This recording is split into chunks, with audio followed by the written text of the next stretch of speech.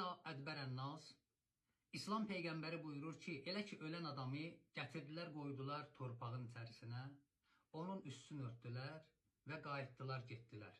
Ədbərən nas, yəni cəmaət dağıldı, o cəmaətin arxasında qaldı. Allah ona xitab eləyər. Ya əbdi, ey mənim qulum, bəqitə faridə vahida, qaldın tək, hamı getdi, sən tək qaldın.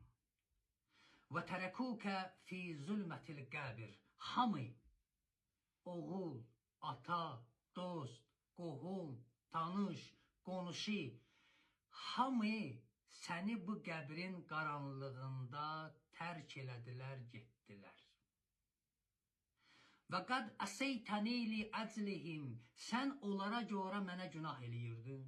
Və tərəkukə fi zülmətil qəbir.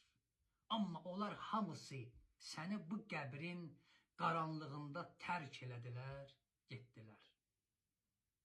Və ənəl ərhəmukəl yo rəhmətən. İndi mən sənə rəhmət eləyəcəm. Elə bir rəhmət eləyəcəm ki, yətəəccəbul münhüm xəlaik, bütün yaradılış o rəhmətə təəccüb eləyəcək. Amma əlində bir şey ola. Dünyada görürsən, insan bir yerə gedəndə heç vaxt əli boş gedməz.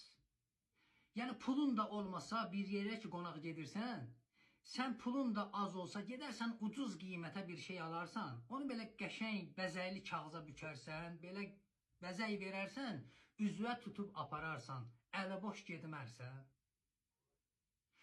Üç şey hər şeydən mühümdür. Yəni insan dünyadan gedəndə o üç əməli əlində aparsa xoş onun halına. Bu üç şey biri-birinə zəncir kimi bağlıdır. İkisi ola, biri olmaya mümkündür. Bunun birincisi tevhiddir. Yəni əqidə. İnsanın əqidəsi olmalıdır. Allah'ı tanımalıdır. Xaliqi tanımalıdır.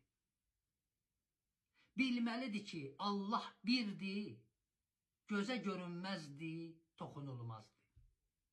Tevhid dərsidir. İnsanın buna əqidəsi olmasa vay insanın halına.